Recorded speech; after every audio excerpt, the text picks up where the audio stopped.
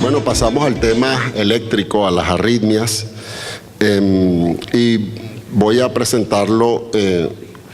primero en relación a tópico de arritmias específicos, segundo a unas guías que me parecen importantes de las varias que se publicaron este año, y en tercer lugar unos comentarios de novedades con respecto a estimulación cardíaca. Quiero señalar estos dos artículos,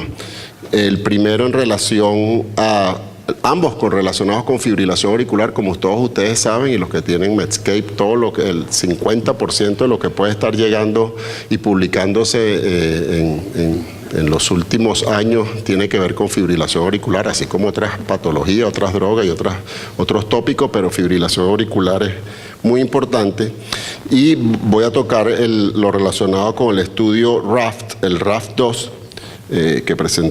publicó el doctor Carlos Morillo, que iba a estar con nosotros en el Congreso de Cardiología este año, pero por razones geopolíticas no pudo estar con nosotros aquí este año, y unos comentarios adicionales sobre digoxina que ya introdujo el doctor López Gómez. Como todos ustedes saben, aún hoy las drogas antiarrítmicas son el punto de primera línea en el tratamiento de fibrilación auricular, y así también lo establecen las guías del 2014 del American Heart y del American College, donde dicen que la ablación con catéter es útil y es una indicación tipo 1 después que el paciente ha fallado al menos con una droga antiarrítmica del grupo 1A o del grupo 3, y debe, antes de considerar la ablación con catéter en un paciente, debe explicarse al paciente los riesgos y los resultados de las ablaciones, de manera que eso es lo que está hoy en día. Eso es lo que motivó la realización del estudio RAFT-2, que es una comparación aleatorizada de la ablación versus fármacos de antiarrítmicos como terapia de primera línea en pacientes con fibrilación auricular. La ablación es la segunda opción terapéutica hoy en día, y a pesar de que varios ensayos aleatorizados, no aleatorizados, así como metaanálisis, le dan una eficacia cercana al 60%, eso es combinando pacientes paroxísticos y pacientes persistentes, en los autores que están motivados a tratar de poner la ablación como terapia de primera línea. Y se hizo este ensayo con 127 pacientes en 16 centros, es un estudio multicéntrico de alto volumen de ablación de fibrilación auricular, esos centros de alta experiencia, más de 200 procedimientos al año, y luego de un periodo de blanking de 90 días se hizo la división de pacientes, 61 pacientes al grupo de drogas antiarrítmicas y 66 pacientes al grupo de fibrilación, con seguimiento a 2 años. Hay estudios con seguimiento a 5 años, pero este es el primero que utilizó estas metas. El objetivo primario fue el tiempo a la primera recurrencia de una taquiarritmia auricular. Nosotros hablamos de recurrencia cuando dura más de 30 segundos, y monitorizada transtelefónica, Holter, ritmo, todo lo que esté accesible para poder identificar a los pacientes. Y entre los objetivos secundarios, recurrencias sintomáticas. En el primer grupo se hablaba también de las asintomáticas, y por supuesto la calidad de vida. Entonces los resultados fueron que 44 pacientes del grupo de drogas antiarrítmicas, es decir, el 72%, tuvieron recurrencia de fibrilación auricular, y más o menos eso se compara con que sabemos que las drogas antiarrítmicas, su eficacia es de un 40 a un 50% normalmente para prevención de fibrilación auricular, y el 54% de los pacientes que se les hizo ablación tuvieron recurrencia de fibrilación auricular. Recuerden que en este punto Aquí se incluye pacientes asintomáticos, pacientes que tuvieron fibrilación auricular en monitoreo transtelefónico o en un holter, y un grupo de ellos no son sintomáticos, sin embargo son incluidos como recurrencia. La calidad de vida no hubo diferencia y no hubo muertes ni accidentes cerebrovasculares en ninguno de los grupos. Una de las cosas importantes es que el 9% de los pacientes con tratamiento con ablación tuvieron complicaciones, taponamiento cardíaco, estenosis de venas pulmonares, pero no hubo mortalidad. Y las complicaciones de los pacientes que recibieron tratamiento farmacológico fue de un 5%, pero complicaciones no tan graves, flutter 1 a 1 que se resuelven con cardioversión y síncope. Mira que los autores concluyen que en pacientes con fibrilación auricular paroxística sin tratamiento farmacológico previo, la ablación, como se sabe durante varios años hacia acá, tiene una menor tasa de recurrencias que la de arritmias auriculares comparado con las drogas antiarrítmicos, a pesar de que la recurrencia en los pacientes tratados con ablación más o menos es de un 50%. Sin embargo, todavía no es una terapia de primera línea. La terapia de primera línea sigue siendo los fármacos antiarrítmicos en la medida que vaya evolucionando, porque la tecnología en este tópico va evolucionando muy rápidamente y seguramente se logrará hacer un buen aislamiento de las venas pulmonares con menor tasa de complicaciones, y en ese momento, si los costos-beneficios lo justifican, será terapia de primera línea. El otro punto es este run que viene con la digoxina, de que ya el doctor López Gómez hizo la introducción, y ha habido estudios pequeños, estudios no muy bien controlados con respecto a los efectos secundarios de la digoxina. Por eso este estudio, que es el estudio Atria-CBRN, es un estudio de un alto volumen de pacientes en los cuales se analiza la asociación entre inicio de tratamiento de digoxina y riesgo de mortalidad y hospitalización en pacientes sin insuficiencia cardíaca y que no habían usado digoxina previamente. Este es un estudio que se hizo con un seguimiento un poco mayor de un año. 4.231 pacientes fueron incluidos para tratamiento con digoxina y prácticamente la mortalidad duplicó, fue casi el doble, 8.3 versus 4.9 en pacientes tomando digoxina, y la hospitalización fue 60 versus 37% en pacientes del grupo control, similar a lo que al estudio de veteranos que habló el doctor López Gómez, y los resultados son consistentes tomando en cuenta los subgrupos de edad, sexo y empleando análisis por intención de tratar o on treatment a lo largo del tiempo. Los autores entonces concluyen que en este gran cohorte de pacientes con fibrilación auricular nueva, primera aparición y sin tratamiento previo con digoxina y sin historia de insuficiencia cardíaca, el tratamiento con digoxina fue un factor independiente para aumentar riesgo de mortalidad y de hospitalización en estos pacientes. Y sugieren que la digoxina, que la hemos estado utilizando por tantos años, debe utilizarse con cautela, especialmente en los pacientes ancianos. Este es el estudio, también el TREAT-AF que presentó el doctor López Gómez, que da los resultados similares a este estudio. Entonces, teniendo en cuenta que la digoxina ejerce su efecto incrementando el tono vagal, y este efecto se pierde en pacientes activos. Por eso que una de las cosas que debemos recordar de la digoxina es que debemos emplearla en pacientes que no son jóvenes, que no están activos, que no tienen actividad simpática, porque si no se pierde el efecto. Que la digoxina, como la warfarina, tiene una estrecha ventana terapéutica, y eso es lo que hace que pueda variar mucho los niveles séricos, y esto está relacionado directamente con la mortalidad y los riesgos de hospitalización. Recomendamos que la digoxina, que se puede seguir utilizando, pues se use con precaución, y no es una droga ni de primera ni de segunda línea para el control de frecuencia cardíaca en pacientes con fibrilación auricular, especialmente si no tienen insuficiencia cardíaca. Tenemos los beta bloqueantes y los calcio antagonistas, y debemos tener eso siempre en mente. En relación a las guías clínicas, se publicaron varias guías en relación con el tema de electrofisiología y estimulación, pero quiero tomar solamente esto y en aras del tiempo, las guías que el Comité de Expertos sobre Arritmias Ventriculares, que hacía muchos años que no se sacaban. Ustedes saben que la Sociedad Europea y las escuelas americanas, American Heart, American College, andan en un toma y dame con las guías, un año sacan una, otro sacan esto, pero estas no las habían sacado y los europeos se pronunciaron este año. Y ahí habla todo lo relacionado con arritmias ventriculares, pero yo solamente voy a tocar porque todo lo demás está muy claro. O sea, a pacientes con arritmias ventriculares sostenidas y cardiopatía y riesgo de muerte súbita, pues el tema de los desfibriladores y resincronizadores está muy claro, pero esto que es de la práctica diaria de todos nosotros, es pacientes con arritmias ventriculares no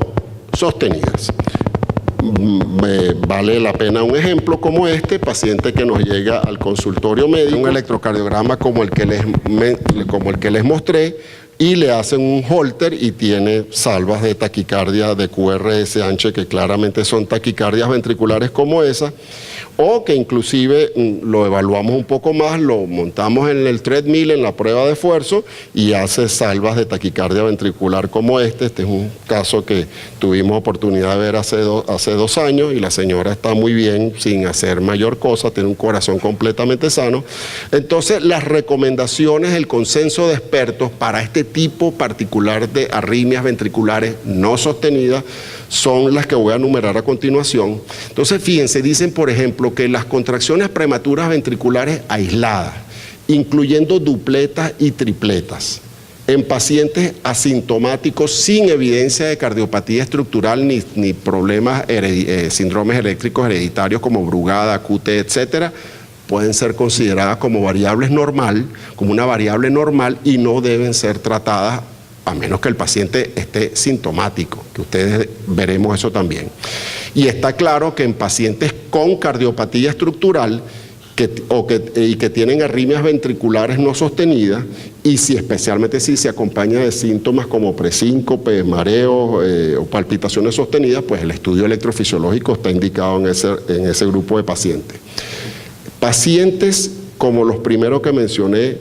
asintomáticos o levemente sintomáticos en ausencia de cardiopatía,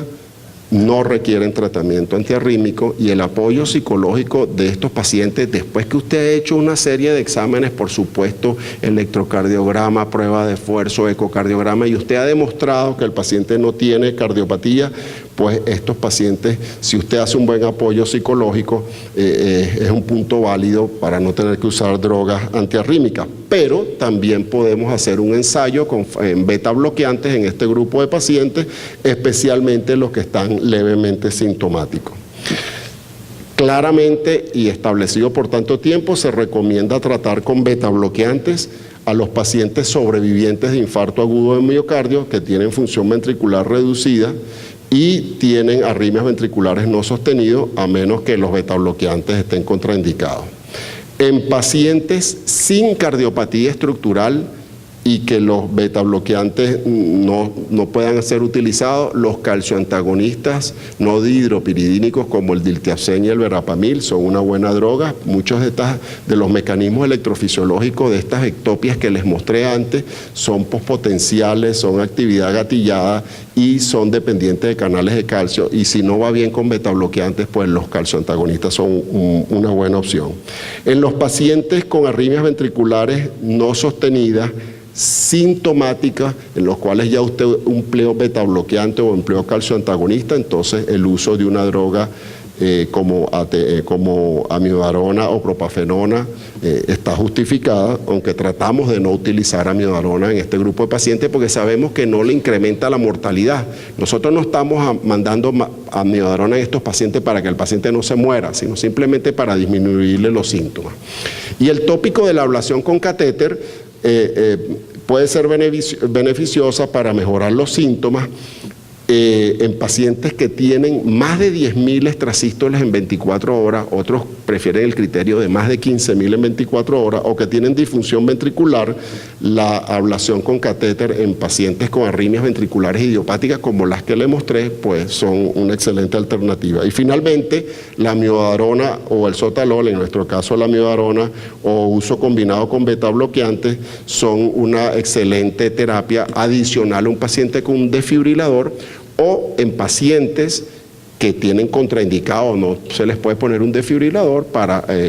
mejorar la evolución de estos pacientes, especialmente en pacientes con insuficiencia cardíaca. De manera que estas son las recomendaciones del grupo de expertos para arritmias ventriculares no sostenidas. Finalmente, un tópico sobre algo novedoso que es el desarrollo de la estimulación cardíaca con marcapasos, fundamentalmente sin electrodos. Recuerden que uno de los tópicos problemáticos de la estimulación cardíaca, bien sea marcapasos, sincronizadores, desfibriladores, es el tema de los electrodos, infección, etcétera, etcétera. De manera que se está trabajando en este sentido. En el año 2013, en el HRS, se presentó por primera vez este dispositivo, que es un marcapaso que no tiene electrodos, que se introduce en el corazón con un sistema de liberación, así como se pone una TAVI, que se pasa un sistema de liberación y se pone en la aorta. En este caso se utiliza un sistema de 18 French. El dispositivo tiene solamente 4 centímetros de largo y 0,6 centímetros, es decir, 6 milímetros de ancho, y ahí está todo, ahí está la batería, el electrodo, todo el sistema completo y el sistema de fijación para colocarlo a través de un sistema que va al ventrículo derecho y se coloca en el ventrículo derecho. Una vez que uno pone lo atornilla, mide la resistencia, el voltaje, etcétera, etcétera, y una vez que se está seguro, entonces se libera del sistema y queda implantado allí. Estimulando a 100% más o menos el tiempo de duración de la batería de estos dispositivos de 8,5 años, y eso fue lo que se presentó originalmente, y este año se presentó el estudio Leadless Trial en 33 pacientes que tenían indicación de estimulación permanente, un estudio multicéntrico, y la indicación de los pacientes fue fibrilación auricular con bloqueados o con respuesta ventricular lenta, pero no dependiente, y se utilizó este sistema NanoStim con un seguimiento inicial de 90 días. Se excluyeron, por supuesto, pacientes que tenían prótesis, que estaban dependientes de marcapaso, con hipertensión pulmonar, y se hizo, como mencioné, el seguimiento a 90 días. El objetivo de seguridad primario de este estudio fue la ausencia de complicaciones a los 90 días, y el objetivo secundario es que se haya podido lograr con éxito el implante del dispositivo. Se logró un implante exitoso en el 97%, es decir, 32 de los 33, y en 70% de los pacientes del grupo la posición que se dejó inicialmente pues fue efectiva, y en un 30% hubo que reposicionar el sistema. El procedimiento no está libre de complicaciones. Hubo complicaciones relacionadas sobre todo con la retirada del dispositivo, cuando hubo que moverlo. Hubo una colocación inadvertida en el ventrículo izquierdo a través de un foramen oval. Muchos de los problemas relacionados con el sistema de liberación, de manera que están trabajando los ingenieros en eso. No se liberaba bien, no podía pasar, no deflectaba bien el sistema, y hubo un paciente que falleció, que se perforó el ventrículo derecho, tuvo que ir a quirófano, hizo un ACV, y de manera que el procedimiento no está totalmente exento de riesgo, pero bueno, se está trabajando en desarrollarlo más, así como tantas técnicas. Este es el primer estudio en humanos que describe la experiencia clínica de un sistema de marcapasos sin electrodo. El éxito tiene el problema de que un poco el grupo incluido fue bajo, con un éxito de 97%, y la tasa de complicaciones relativamente baja, pero un muerto en 33 no es algo tan bajo. El implante no está exento de dificultades, tiene que ver con ampliamente con la curva de aprendizaje, como tantos procedimientos intervencionistas que se hacen, y a la hora de colocar, cuando esto se vaya mejorando, pues hay que tener todos estos factores en cuenta. De manera que con las presentaciones que le acabo de hacer, una cosa de drogas que parece totalmente inocua, los estudios de ablación y este nuevo dispositivo que seguramente va a ir evolucionando, de todas formas nunca tenemos que perder nosotros y tenemos que avisarle a los pacientes que lo primero es no hacer daño a los pacientes. Y en el tema de la estimulación cardíaca, estas cosas avasallantes que tenemos cada vez más en un país donde les informo a todos, no hay marcapasos en Venezuela en este momento. Hoy sábado no existe ni un marcapaso disponible a nivel nacional, y eso es una situación tan grave, yo creo, como si hubiese llegado el ébola, y bueno, estamos esperando que Dios provea para resolver nuestros problemas. Muchas gracias.